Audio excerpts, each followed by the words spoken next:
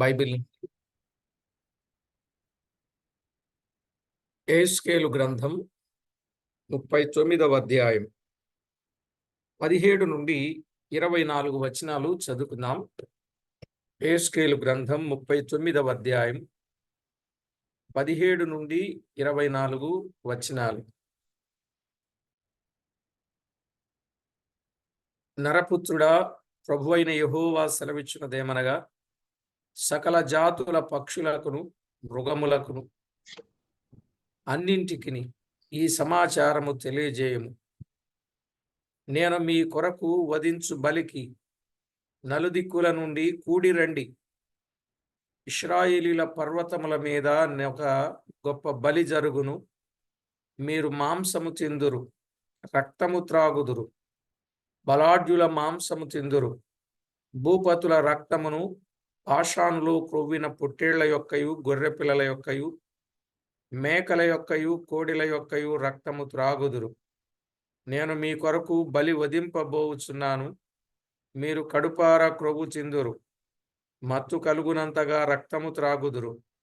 నేనేర్పరచిన పంక్తిని కూర్చుండి గుర్రములను, రౌతులను, బలాఢ్యులను, ఆయుధస్తులను మీరు కడుపారా భక్షింతురు. ఇదే ప్రభువగు యెహోవా వాక్కు. నా ఘనతను అన్యజనులలో అగపరుచెదను. నేను చేసిన తీర్పును వారి మీద నేను వేసిన నా హస్తమును అన్యజనులందరూ చూచెదరు. ఆ దినము మొదలుకొని నేనే తమ దేవుడనైన యెహోవానై ఉన్నానని ఇశ్రాయేలీలు తెలుసుకొందురు. మరియు ఇశ్రాయేలీలు తమ దోషమును బట్టి చెరలోనికి పోయిరని వారు విశ్వాసఘాతకులైనందున నేను వారికి పరజ్ముఖుడనై వారు ఖడ్గము చేత కూలునట్లుగా వారిని బాధించు వారికి అప్పగించితనియు అన్యజనులు తెలుసుకొందురు. వారి అపవిత్రతను బట్టి, అతిక్రమ క్రియలను బట్టి నేను వారికి పరజ్ముఖుడనై వారికి ప్రతీకారము చేసి తిని. చదవబడిన ఈ లేఖనం కొరకు చిన్న ప్రార్థన చేసి వాక్యాన్ని ధ్యానం చేద్దాం. జీవాధిపతి అయిన మా దేవా, కనికర సంపన్నుడా, కృపా సత్య సంపూర్ణుడా, అద్వితీయ సత్యదేవుడవైన మా ప్రియ ప్రభువా, మహాగణుడా, మహోన్నతుడా, మహిమా ప్రభావములకు అర్హుడా, మీ గణనామానికి వందనాలు, స్తుతులు, స్తోత్రాలు చెల్లిస్తున్నాం. దేవా, ఎంతో గొప్ప దేవుడవు, ఉన్నతమైన దేవుడవు, ప్రభావము గల దేవుడవు, సాటిలేని మా దేవుడవైనందుకు మీకు స్తోత్రము చెల్లిస్తున్నాం.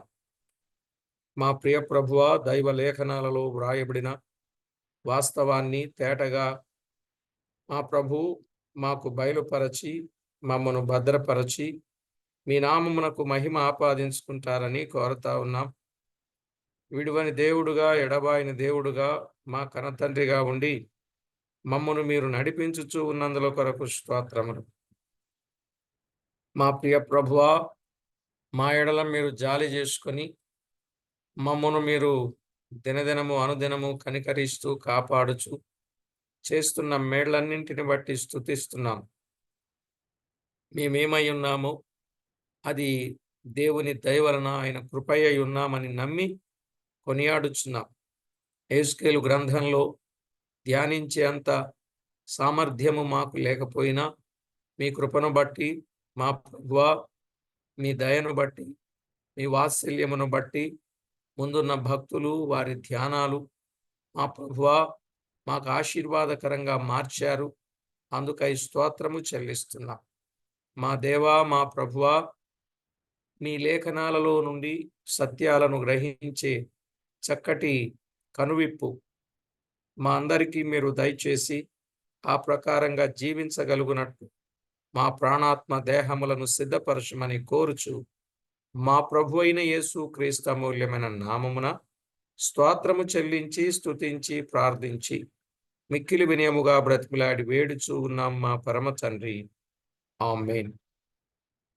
ప్రభునందు ప్రియులారా, ఈ 39వ అధ్యాయములో గోగు నాశనమును గూర్చి, ఇశ్రాయేలీయుల తిరుగుబాటును గూర్చిన విషయాలు వింటూ మనం 1 నుండి 10 వచనాలలో శత్రువుల నాశనం కదా, శత్రువుల నాశనం విన్నాం. 11 నుండి 16 వచనాలలో హతుల భూస్థాపన, దేశం యొక్క పవిత్రత భిన్నం. ఇప్పుడు మనం చదువుకున్న 17 నుండి 24 వచనాలు బలి లేక విందు. బలి లేక విందు. 17 నుండి 20 వచనాలలోనున్న విందు. ఇప్పుడు మనం చదువుకున్న 17 వచనాల నుండి 20 వచనాలలో ఉన్న విందు ప్రకటన గ్రంథం 19వ అధ్యాయం 17వ వచనం, 18వ వచనం, 21వ వచనం. ప్రకటన గ్రంథం 19వ అధ్యాయం 17, 18, 21 వచనాలలోని విందును జ్ఞాపకము చేయుచున్నది. యేస్కేలు గ్రంథములో ఉన్న విందు ప్రకటన గ్రంథములో ఉన్న విందును జ్ఞాపకం చేస్తుంది. ఈ రెండు ఒకటే కావచ్చు, లేక వేరు కూడా కావచ్చు. ఒకటే కావచ్చు లేదా వేరు కావచ్చు. అయితే ఇక్కడ మనము గమనిస్తే, మేము బలాఢ్యులము గొప్పవారము అనుకున్న వారందరూ పక్షులకు మృగములకు విందైపోవుదురు అన్నాడు కదా. గొప్పవారము అనుకున్న వారందరూ ఎవరికండి? పక్షులకు మృగములకు విందైపోవుదురు. దేవుని గ్రంథములో 3 విందులు కనబడుతున్నాయి.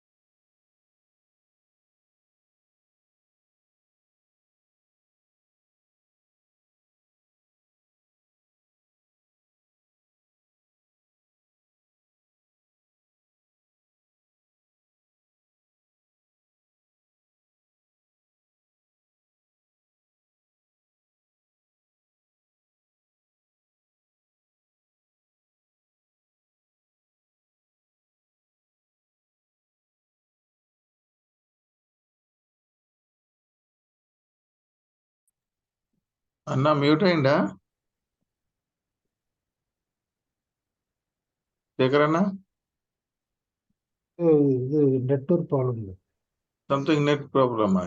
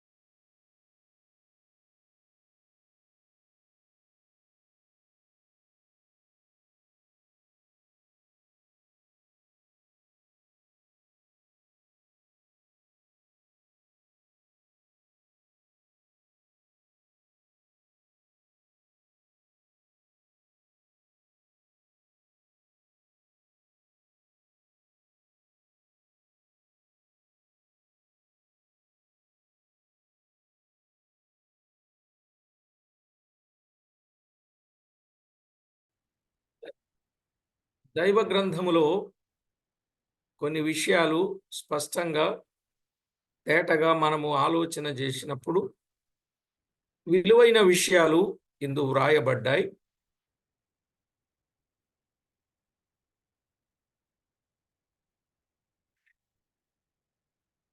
మరలా చదువుతున్నాను.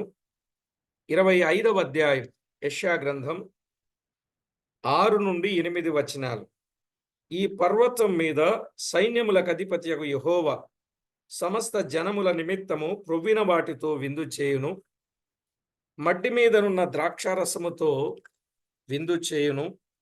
సమస్త జనముల ముఖములను కప్పుచున్న ముసుగును, సమస్త జనముల మీద పరచబడిన తెరను ఈ పర్వతం మీద ఆయన తీసివేయను, మరెన్నడూనూ ఉండకుండా మరణమును ఆయన మృంగివేయును.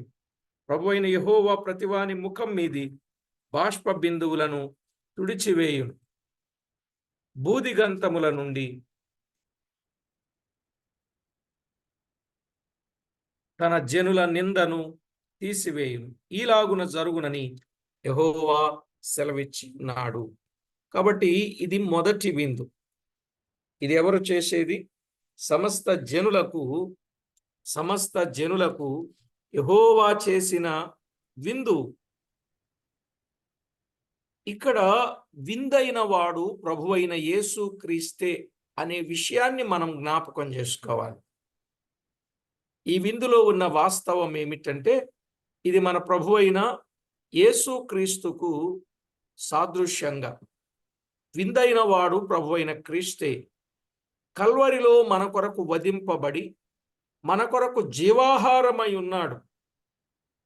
నిజమే కదండి? కల్వరిలో మన కొరకు వధింపబడి మన కొరకు జీవాహారమై ఉన్నాడు. ఆ విందు ఆరగించిన వాడు నిత్య జీవము గలవాడు. ఆ విందు ఆరగించిన వాడు నిత్య జీవము గలవాడు. యోహాను సువార్త 6వ అధ్యాయం 45 నుండి 48 వచనాలు. యోహాను సువార్త 6వ అధ్యాయం 45 నుండి 48 వచనాల్లో మనము ఆ విషయాన్ని చాలా స్పష్టంగా చూడగలుగుతాం. చూడండి.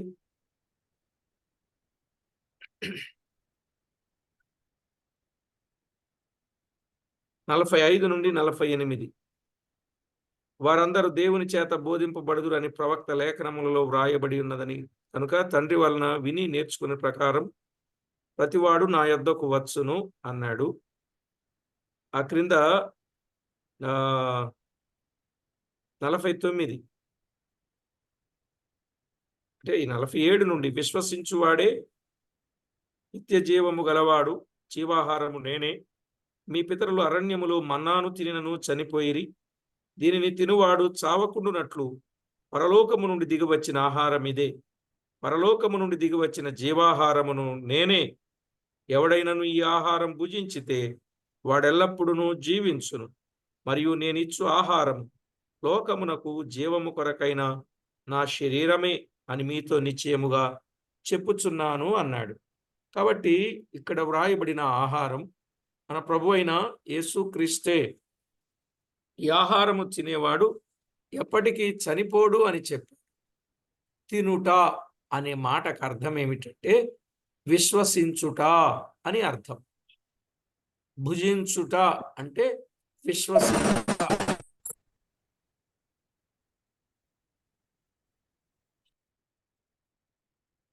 ఈ విశ్వసించుట ద్వారా నిత్య జీవము కలుగుట అనే మాట చూస్తున్నాం. విశ్వసించుట ద్వారా ఏ జీవము ఉన్నది? నిత్య జీవము ఉన్నది. బలి అయిన క్రీస్తు ద్వారా, ఆయన రక్తము ద్వారా పాప క్షమాపణ కలుగుతుందని నమ్ముట. మన ప్రభు అయిన యేసు క్రీస్తు బలి ద్వారా, ఆయన రక్తము ద్వారా పాప క్షమాపణ కలదని నమ్ముట. ఇది మొదటి విందు. ఇక రెండవ విందు, దేవునికి శత్రువులైన వారు విందవుతారు. దేవునికి శత్రువులైన వారు కూడా ఏమవుతారు? విందవుతారు అన్నాడు. యెహెజ్కేలు గ్రంథం 29 17 నుండి 20 వచనాలు. 17 నుండి 29 వచనాలు. యెహెజ్కేలు గ్రంథం 39వ అధ్యాయం 17 నుండి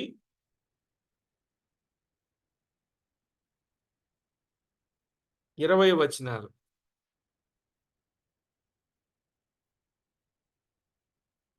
సకల జాతుల వారు పక్షులకును భూమృగములకన్నింటికి ఈ సమాచారము తెలియచేయుడి. నేను మీ కొరకు వధించు బలికి నలుదిక్కుల నుండి కూడిరండి. ఇశ్రాయేలీల పర్వతముల మీద ఒక గొప్ప బలి జరుగును. మీరు మాంసము తిందురు, రక్తము త్రాగుదురు. బలాఢ్యుల మాంసము తిందురు. భూపతుల రక్తమును బాషాన్లో క్రొవ్విన పొట్టేళ్ల యొక్కయు, గొర్రె పిల్లల యొక్కయు, మేక పిల్లల యొక్కయు, కోడిల యొక్కయు రక్తము త్రాగుదురు. నేను మీ కొరకు బలి వధింపబోచున్నాను. మీరు కడుపారా ప్రభు తిందురు, మత్తు కలుగునంతగా రక్తము త్రాగుదురు. నేనేర్పరిచిన పంక్తిని కూర్చుండి గుర్రములను, రౌతులను, బలాఢ్యులను, ఆయుధస్తులను మీరు కడుపార భక్షింతురు. ఇదే ప్రభువగు యెహోవా వాక్కు. 17వ వచనంలో నరపుత్రుడా, అయిన యెహోవా సెలవిచ్చేదేంటో అన్నాడు. కనుక దేవునికి శత్రువులైనటువంటి వారు విందు అవుతారు. ప్రకటన గ్రంథం 19వ అధ్యాయం 17వ వచనం. ప్రకటన గ్రంథం 19వ అధ్యాయం 17వ వచనంలో 17-18 వచనాలు చూడండి. మరియు ఒక దూత సూర్యబింబములో నిలిచియుండుట చూచితిని. అతడు గొప్ప శబ్దముతో ఆర్భటించి, రండి, రాజుల మాంసమును, సహస్రాధిపతుల మాంసమును, బలిష్ఠుల మాంసమును, గుర్రముల మాంసమును, వాటి మీద కూర్చుండు వారి మాంసమును, స్వతంత్రులదేమి, దాసులదేమి, కొద్దివారిదేమి, గొప్పవారిదేమి, అందరి యొక్క మాంసమును తినుటకై దేవుని గొప్ప విందుకు కూడి రండని ఆకాశ మధ్యమందు ఎగురుచున్న సమస్త పక్షులను పిలిచెను అన్నాడు. దేవునికి శత్రువులైన వారు విందవుతారు. ఇప్పుడు మనము చదువుకున్న దానిని బట్టి క్రీస్తునందు విశ్వసించక త్రోసివేసిన వారు విందగుదురు. చాలామంది క్రీస్తు ప్రభువును త్రోసివేస్తున్నారు. వారిష్టానుసారమైన జీవితాన్ని జీవిస్తున్నారు. ఎంత చెప్పినా వినని వారు, పెడచెవిని పెట్టేవారుగా, దైవ భయము బొత్తిగా లేనివారుగా చాలా మంది జీవిస్తున్నారు. అయ్యో, ఇలాంటి వారందరూ రేపు విందవుతారు అన్నాడు. బలాఢ్యులు విందవుతారు, రాజులు విందవుతారు, సహస్రాధిపతులు, బలిష్ఠులు, గుర్రముల మాంసం, వాటి మీద కూర్చుండు వారి మాంసం, స్వతంత్రులదేమి, గొప్పవారిదేమి, కొద్దివారిదేమి, అందరి యొక్క మాంసము తినుటకై దేవుని గొప్ప విందు జరగబోతుంది, కూడి రండని ఆయన పిలిచేవాడుగా ఉన్నట్లు మనము చూస్తూ ఉన్నాం.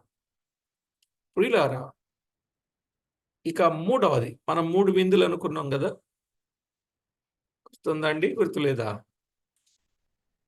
మనము 3 విందులు అనుకున్నాం. ఒకటి, సమస్త జనులకు యెహోవా చేసిన విందు. 2, దేవునికి శత్రువులైన వారు విందవుతారు. 3, గొర్రెపిల్ల పెండ్లి విందు. గొర్రెపిల్ల పెండ్లి విందు. ప్రకటన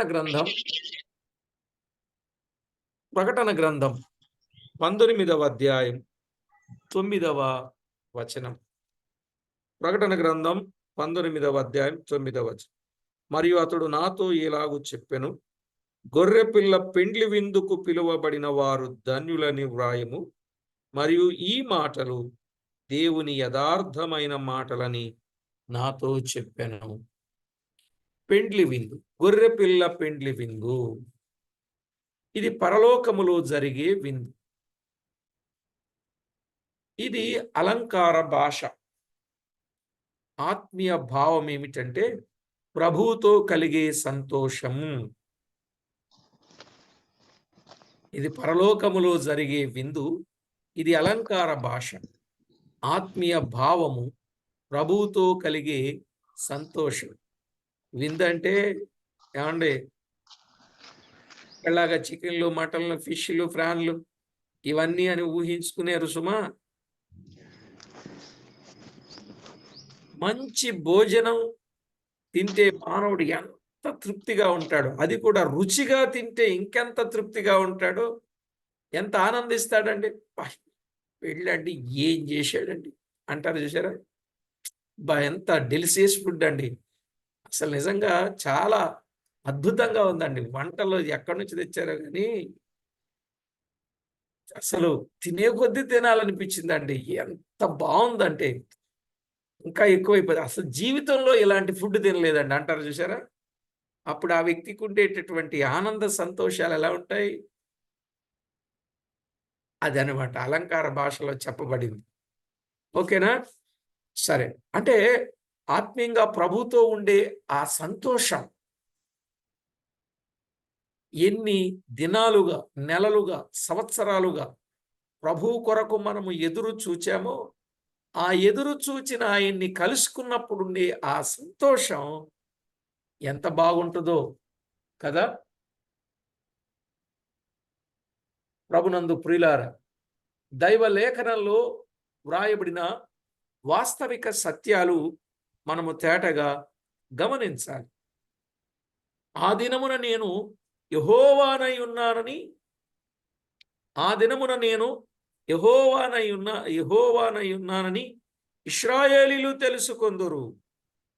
ఇశ్రాయేలీలు తమ దోషములను బట్టి చెరలోనికి పోయినని, దేవుడు వారిని చెరకు అప్పగించినని అన్యజనులు తెలుసుకొనిరి.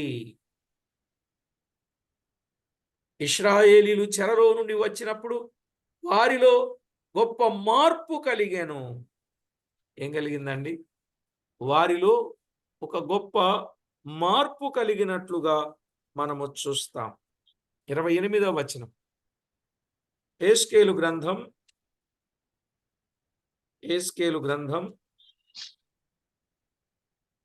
39,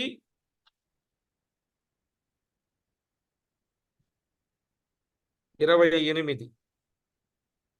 అన్యజనులలోనికి వారిని చెరగా పంపి వారిలో ఎవరిని ఇకను అచ్చట ఉండనీయక తమ దేశమునకు వారిని సమకూర్చిన సంగతిని బట్టి నేను తమ దేవుడనైన యెహోవానై ఉన్నానని వారు తెలుసుకొందురు.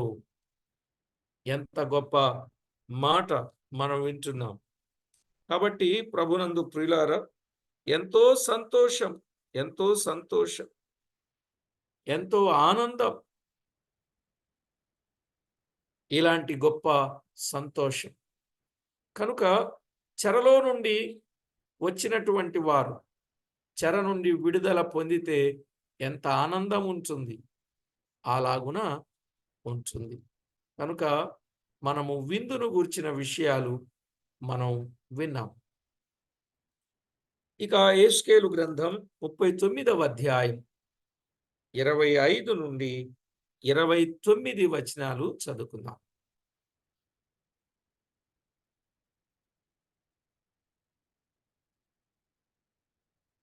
ముప్పై 39వ అధ్యాయం 25 నుండి 29 వచనాలు. కాబట్టి ప్రభువగు యెహోవా సెలవిచ్చినదేమనగా, నా పరిశుద్ధ నామమును బట్టి రోషము కలిగిన వాడనై యాకోబు సంతతి వారిని చెరలో నుండి రప్పించెదను. ఇశ్రాయేలీలందరి ఎడల జాలిపడెదను. వారు నా ఎడల తాము చూపిన విశ్వాసఘాతకమును తమ అవమానమును తాము భరించుదురు. నేను అన్యజనులందరిలో నుండి వారిని సమకూర్చి వారి శత్రువుల దేశములో నుండి రప్పించిన తరువాత వారు సురక్షితముగాను నిర్భయముగాను తమ దేశములో నివసించునప్పుడు వారి యందు అన్యజనుల అనేకముల ఎదుట నన్ను పరిశుద్ధపరచుకొందును. అన్యజనులలోనికి వారిని చెరగా పంపి వారిలో ఎవరినీ ఇకను అచ్చట ఉండనీయక తమ దేశమునకు వారిని సమకూర్చిన సంగతిని బట్టి నేను తమ దేవుడనైన యెహోవానై ఉన్నానని వారు తెలుసుకొందురు. అప్పుడు ఇశ్రాయేలీయుల మీద నేను నా ఆత్మను కుమ్మరించెదను గనుక నేనికను వారికి పరజ్ముఖుడనై ఉండను. ఇదే ప్రభువగు యెహోవా వాక్కు. కాబట్టి చదువుకున్న ఈ వచనాలలో 25 నుండి 29 వచనాలకు ఒక పేరు పెట్టుకుంటే దీవెన అని పెట్టుకోవాలి. ఎందుకంటే ఇశ్రాయేలీలందరి ఎడల జాలి కలిగినట్లుగా మనము చూస్తున్నాం. ఇశ్రాయేలీలందరి ఎడల జాలి కలిగింది. 25వ వచనంలో కదా, నా పరిశుద్ధ నామమును బట్టి రోషము కలిగిన వాడనై యాకోబు సంతతి వారిని చెరలో నుండి రప్పించెదను, ఇశ్రాయేలీలందరి ఎడల జాలి పడిదను అన్నాడు. జాలి పడిదను అన్నాడు.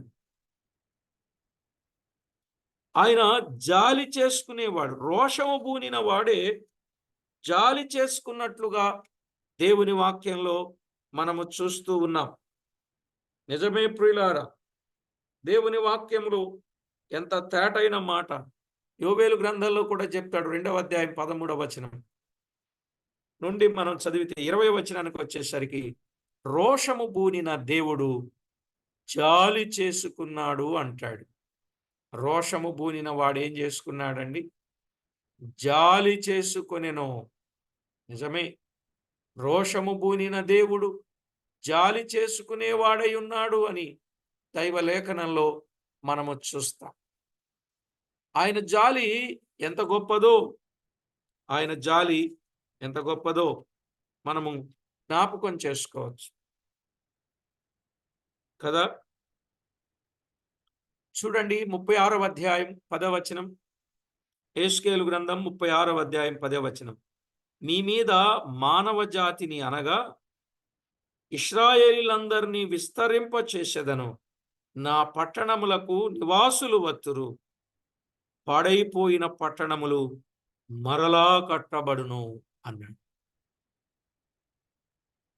ఇశ్రాయేలీలందరినీ విస్తరింపజేస్తా, నా పట్టణములకు నివాసులు వస్తారు, పాడైపోయిన పట్టణములు మరలా కట్టబడును అన్నాడు.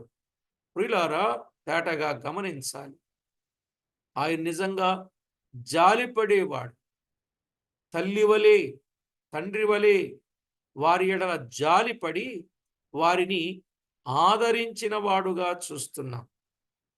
తల్లి వలె, తండ్రి వలె జాలిపడి వారిని ఆదరించేవాడుగా మనము చూడొచ్చు. కీర్తనల గ్రంథములో 103వ కీర్తనలో ఒక మాట అన్నాడు కదా. కీర్తనల గ్రంథం 103వ కీర్తన 13వ చరణం. తండ్రి తన కుమారుల ఎడల జాలిపడునట్లు యెహోవా తన యందు భయభక్తులు గల వారి ఎడల జాలిపడును అన్నాడు.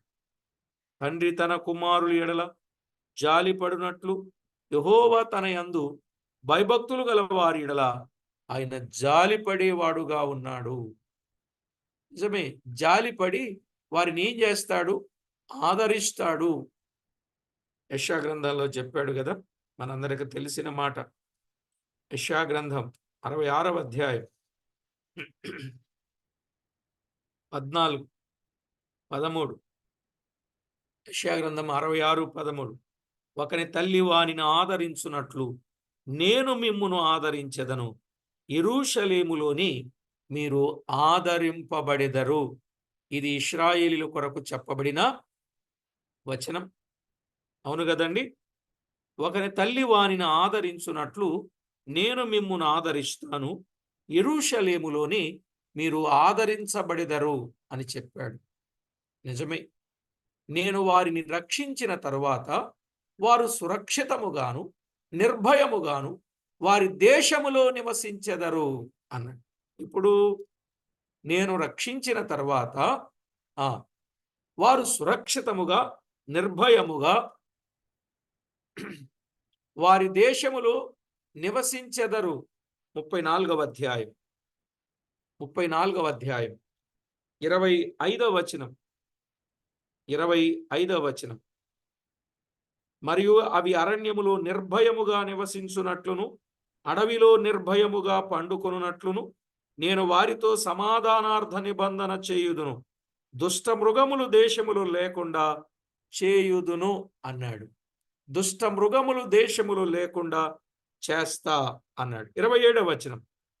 ఫలవృక్షములు ఫలములిచ్చును, భూమి పంట పండును, వారి దేశములో నిర్భయముగా నివసింతురు, నేను వారి కాడికట్లను తెంపి వారిని దాసులుగా చేసిన వారి చేతిలో నుండి వారిని విడిపింపగా నేను యెహోవానై ఉన్నానని వారు తెలుసుకొందురు అన్నాడు. 28వ వచనం. ఇక వారు అన్యజనులకు దోపుడు సొమ్ముగా ఉండరు, దుష్టమృగములు వారిని భక్షింపవు, ఎవరి వలనను భయము లేకుండా వారు సురక్షితముగా నివసించెదరు. అసలు ఈ మాటలు ఎంత అమూల్యమైన మాటలు. దేవుడు వారి ఎడల చూపేటటువంటి ఆ గొప్ప కృప ఎంత గొప్పది, ఆయన చూపే జాలి ఎంత గొప్పది. కాబట్టి ప్రభునందు ప్రియులారా, ఇందులో ఉన్న వాస్తవాలు, వాస్తవిక సత్యాలు ఒక్కొక్కటిగా మనము గుర్తు చేసుకుని దేవునికి ఎంతో మహిమ తేవలసిన వారముగా ఉన్నామని ప్రభు పక్షంగా ప్రేమతో మీకు మనవి చేస్తున్నాను. ప్రియులారా, దేవుని వాక్యములో ఉన్న వాస్తవిక సత్యాలు కనుక భయపడవద్దు అని దేవుని వాక్యంలో వ్రాయబడింది కదా. మీరు భయపడాల్సిన అవసరము లేదు అని దేవుని వాక్యంలో మనము చూడవచ్చు. భయపడవద్దు అనే మాట దైవ గ్రంథంలో 360 సార్లు ఉన్నది. మీరు భయపడవద్దు అని. నిర్భయముగా నివసిస్తారు, దుష్టమృగములను తీసివేస్తాను అని ప్రభువు చెప్పిన మాటలు ఎంత విశేషం. ఇంకా ఎవరికి మనము భయపడక ధైర్యముగా ప్రభువుతో గడపాలి, ప్రభు కార్యాలలో మనము గడపాలి. అన్యజనులు కూడా వీరిని చూసి పరిశుద్ధపరచుకొనిరి అనే మాట మనం చూస్తాం. అన్యజనులు ఇశ్రాయేలులను చూసి వారు ఏమయ్యారట? తమను తాము పరిశుద్ధపరచుకొనిరి. 27వ వచనం. వారి అందు 39-27 మన అధ్యాయాన్ని మర్చిపోకండి. వారి అందు అన్యజనులు అనేకముల ఎదుట నన్ను పరిశుద్ధపరచుకొందును అన్నాడు కదా. నన్ను పరిశుద్ధపరచుకొందును అంటే దాని అర్థం ఏంటి? దేవుడు నన్ను నేను పరిశుద్ధపరచుకొందును అంటే ఆయన పరిశుద్ధుడై ఉన్నాడని అన్యజనులు కూడా ఎరిగిన వారై వారు కూడా పరిశుద్ధులయ్యే అవకాశం అన్నమాట. కాబట్టి దేవుని లేఖనాలు ఎంత వాస్తవాలు. అందుకే దేవుని ఎదుట మనం ఎప్పటికీ పరిశుద్ధులముగానే ఉండాలి. 20వ అధ్యాయం యెహెజ్కేలు గ్రంథం 20వ అధ్యాయం 41వ వచనం చదువుకుందాం. యెహెజ్కేలు గ్రంథం 20వ అధ్యాయం 41. జనములలో నుండి నేను మిమ్మును రప్పించునప్పుడును, మిమ్మును చెదరగొట్టిన ఆయా దేశములలో నుండి మిమ్మును సమకూర్చునప్పుడును పరిమళ ధూపముగా మిమ్మును అంగీకరించెదను. అన్యజనుల ఎదుటను మీ మధ్యను నన్ను నేను పరిశుద్ధపరచుకొందును. దాని ఆత్మీయ భావం అది. మీ మధ్యను, అన్యజనుల మధ్యను నన్ను నేను పరిశుద్ధపరచుకొందును అన్నాడు. కాబట్టి ప్రియులారా, వారిని చెరలోనికి పంపి అచ్చట నుండి మరలా సమకూర్చు సంగతిని బట్టి నేను వారి దేవుడనై ఉన్నానని వారు తెలుసుకొందురు. అది 27వ వచనం. 27వ వచనం. ఆ తర్వాత దైవ గ్రంథములో 29వ వచనాన్ని చదువుకుంటే, అదే 28లో వారిని పంపి వారిని మరలా తిరిగి సమకూరుస్తానన్నాడు. 28, 29. అప్పుడు ఇశ్రాయేలీల మీద నేను నా ఆత్మను కుమ్మరించెదను కనుక నేనికను వారికి పరజముకుడనై ఉండను అన్నాడు.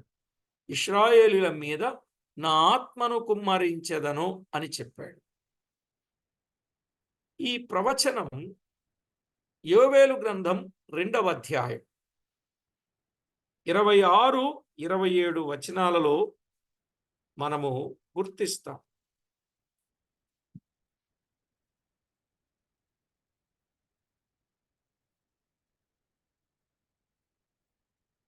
ఏమన్నాడండి? నా జనులు ఇక ఎన్నడూను సిగ్గునొందరు. అప్పుడు ఇశ్రాయేలు మధ్య నున్నవాడను నేనే మీ దేవుడినైన యెహోవాననియు, నేను తప్ప వేరొకడును లేడనియు మీరు తెలుసుకొందరు. నా జనులు ఇక నెన్నడు సిగ్గునొందక యుందురు. 28వ వచనం. తరువాత నేను సర్వజనుల మీద నా ఆత్మను కుమ్మరింతును. మీ కుమారులను మీ కుమార్తెలను ప్రవచనములు చెప్పుదురు. మీ ముసలివారు కలలు కందురు. మీ యవనులు దర్శనములు చూతురు అన్నాడు. కాబట్టి వారిని ఇక ఎన్నడూ విడువను అని ఆయన తేటగా చెప్పిన సందర్భాన్ని మనము చూస్తున్నాం. ఆత్మను కుమ్మరిస్తాను అన్నాడు. యెషయా గ్రంథం 54వ అధ్యాయం 8వ వచనం. 54:8.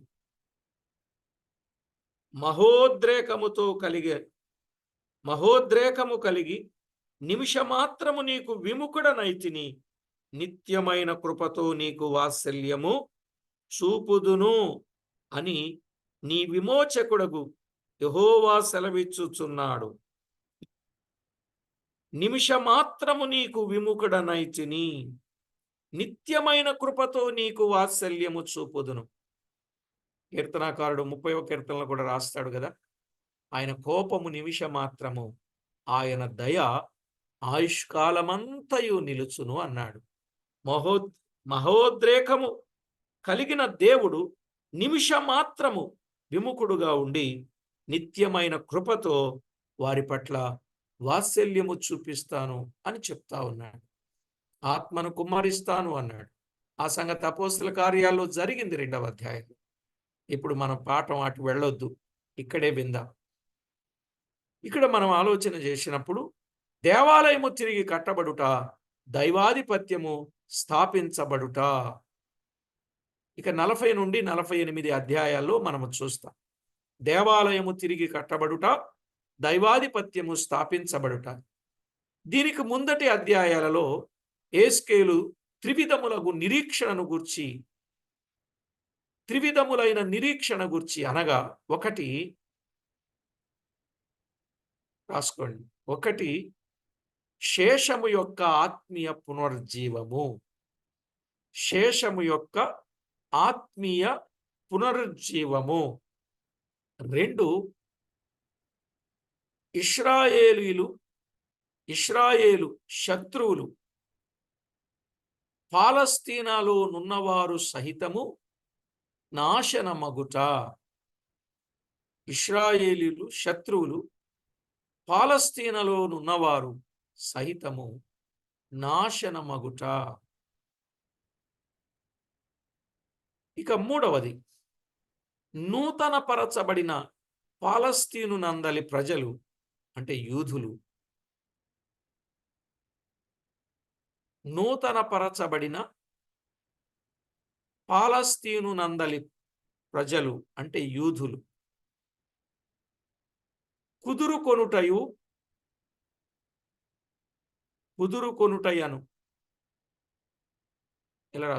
కుదురుకొనుటయను విషయములను గూర్చి పలికెను.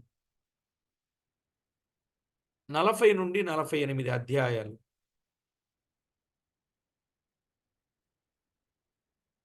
కుదురుబాటైన జనాంగమును గూర్చి అనగా వారికిని దేవునికి గల సమీప బంధమును గూర్చి ప్రవచించుచున్నా.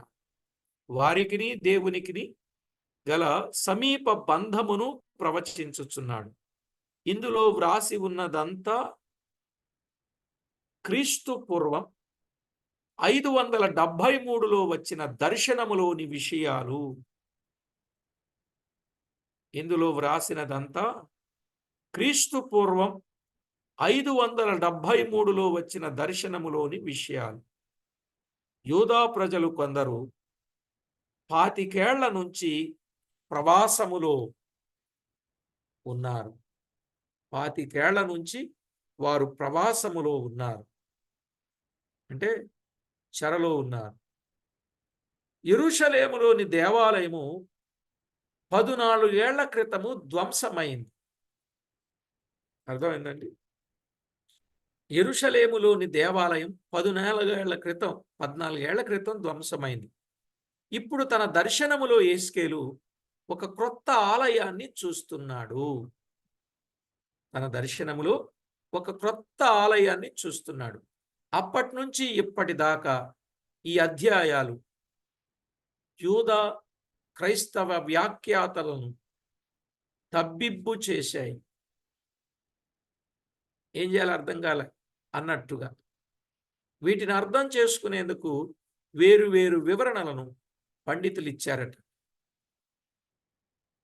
ఈ అధ్యాయాల్లోని వర్ణన అంతా క్రొత్త నిబంధన సంఘానికి దృష్టాంతమని, ఇందులో కేవలం ఆధ్యాత్మికమైన పాఠాలు మాత్రమే ఉన్నాయని కొందరి అభిప్రాయం. దాదాపుగా కొందరి అభిప్రాయాలు. ఇక రెండవది, ఇశ్రాయేలు వారు తమ స్వదేశము చేరుకున్న తర్వాత దేవాలయాన్ని, నగరాన్ని ఎలా కట్టాలో ఆ ఆదేశాలు ఇందులో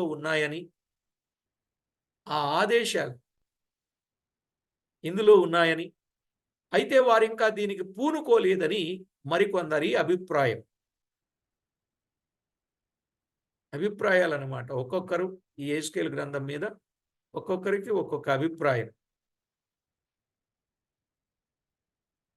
మళ్ళా చెప్పనా? మొదటిది, ఈ అధ్యాయాల్లోని వర్ణనంతా క్రొత్త నిబంధన సంఘానికి దృష్టాంతమని, ఇందులో కేవలం ఆధ్యాత్మికమైన పాఠాలు మాత్రమే ఉన్నాయని కొందరి అభిప్రాయం. రెండవది, ఇశ్రాయేలు వారు తమ స్వదేశం చేరుకున్న తర్వాత దేవాలయాన్ని, నగరాన్ని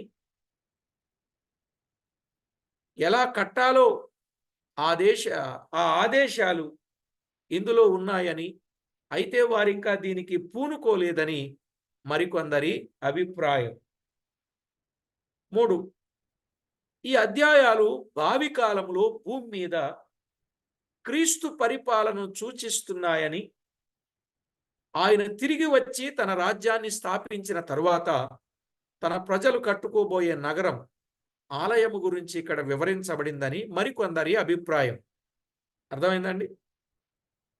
భవిష్యత్ కాలములో భూమి మీద క్రీస్తు పరిపాలన సూచిస్తాయని, ఆయన తిరిగి వచ్చి తన రాజ్యాన్ని స్థాపించిన తరువాత తన ప్రజలు కట్టబోయే నగరం అంటే ఆలయం గురించి ఇక్కడ వివరించబడిందని కొందరి అభిప్రాయం. ఇక 4వది, ఈ అధ్యాయాలు భావి కాలములో క్రీస్తు తిరిగి వచ్చాక ప్రత్యక్షము కాబోయే దేవుని రాజ్యాన్ని సూచిస్తాయని, యూదులకు సుపరిచితమైన ఆరాధన క్రమాలు మొదలైన వాటిని విశదీకరించే మాటలు ఉపయోగిస్తున్నాయని, అయితే ప్రస్తుతము మనము చెప్పలేని విధానాలలో ఇదంతా నెరవేరుతుందని మరికొందరి అభిప్రాయం. ఈ భవిష్యత్ వాక్కులను వివరముగా పరిశీలించి చూస్తే పై వివరణలన్నింటిలోనూ చిక్కులు ఉన్నాయి. ఇందులో ఆత్మీయమైన భావాలు మాత్రమే ధ్యానం చేస్తూ ఉన్నాం. మందిరము, బలులు, యాజకులు, అందులో ఉన్న ఆత్మీయ పాఠాలు, ఆత్మీయ జీవితానికి ప్రోత్సాహకరంగా ధ్యానిస్తున్నాం. ఈ యేస్కేలుకు 3 దర్శనములు కలిగినట్లు ఈ గ్రంథంలో చూచాం కదా. మొదటి దర్శనం 3 అధ్యాయాలు, అందు యెరూషలేమునకు వచ్చిన శిక్ష, యెరూషలేముకు సేవా పిలుపు. రెండవ దర్శనం 8 నుండి 11 అధ్యాయాలు, ఇందు యెరూషలేము వారు చేసిన 4 విధముల పాపములు. 8వ అధ్యాయములో వారికొచ్చే శిక్ష. 9, 10 అధ్యాయాలు, అందులో 9, 10, 11 అధ్యాయాలు 9, 10, 11 అధ్యాయాలు దేవుని మహిమ వెళ్ళిపోవుట. 11, 23లో చూస్తాం ఆ మాట. ఇక 3వ దర్శనం 40 నుండి 48 అధ్యాయాలు, ఇందులో వెళ్ళిపోయిన మహిమ తిరిగి వచ్చి దేవుని మందిరము నింపుట. 43వ అధ్యాయం 43వ అధ్యాయం 4, 5 వచనాలు. క్లుప్తంగా చెప్పనా? మళ్ళా ఇందులో ఎన్ని దర్శనాలు ఉన్నాయని చెప్పుకుంటున్నాం? 3 దర్శనాలని మనం చెప్పుకుంటాం. మొదటి దర్శనంలో 3 అధ్యాయాలు. మొదటి దర్శనంలో 3 అధ్యాయాలు. అందు యెరూషలేముకు వచ్చిన శిక్ష, యెహెజ్కేలు యొక్క సేవా పిలుపు. ఇక రెండవ దర్శనం 8 నుండి 11 అధ్యాయాలు. రెండవ దర్శనం 8 నుండి 11 అధ్యాయాలు. ఇందులో యెరూషలేము వారు చేసిన 4 విధముల పాపములు. యెరూషలేము వారు చేసిన 4 విధముల పాపములు.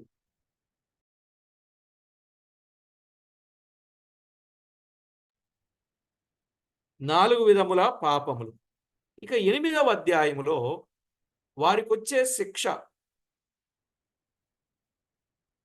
వారికొచ్చే శిక్ష. 9, 10, 11 అధ్యాయాలు దేవుని మహిమ వెళ్ళిపోవటం.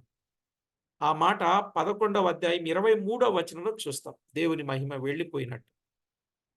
ఇక మూడవ దర్శనం 40 నుండి 48 అధ్యాయాలు. ఇందులో వెళ్ళిపోయిన మహిమ తిరిగి వచ్చి దేవుని మందిరము నింపుట. వెళ్ళిపోయిన మహిమ తిరిగి వచ్చి దేవుని మందిరము నింపుట. ఆ మాట 43వ అధ్యాయం 4-5 వచనాలలో చూస్తాం. ఇది యెహెజ్కేలు గ్రంథంలో యెహెజ్కేలు కలిగిన 3 దర్శనాలు. కాబట్టి తర్వాత పాఠం 40 నుండి 48 అధ్యాయాలు మనం వినాలి. 40 నుండి 48 అధ్యాయాలు అంటే ఇందులో ఏం వినబోతున్నాం? ఇందులో వెళ్ళిపోయిన మహిమ తిరిగి వచ్చి దేవుని మందిరమును నింపుటను గూర్చిన విషయాలు ఈ 8 అధ్యాయాలలో మనము వినబోతున్నాము.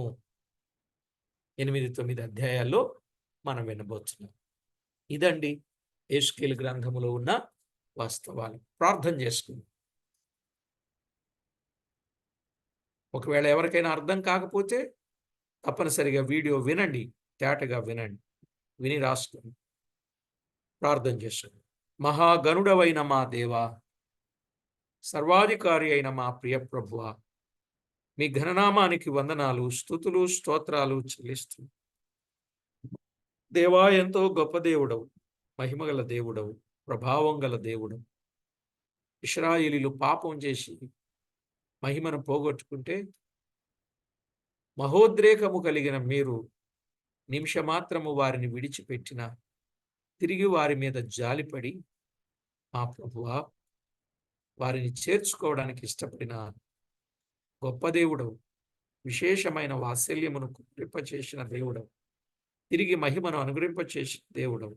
అందును బట్టి మిమ్మల్ని ఎంతో స్తుతిస్తున్నాం. విన్న సంగతులు అందరి హృదయాలలో ఫలింపచేసి మీ నామమునకు మహిమ ఆపాదించుకున్నామని తోడయుండి కాపాడమని కోరుచు మా ప్రభు అయిన యేసుక్రీస్తు అమూల్యమైన నామమున స్తోత్రము చెల్లించి స్తుతించి ప్రార్థించి మిక్కిలి వినయముగా బ్రతిమలాడి వేడుచూ ఉన్నాం మా పరమ తండ్రి. ఆమేన్.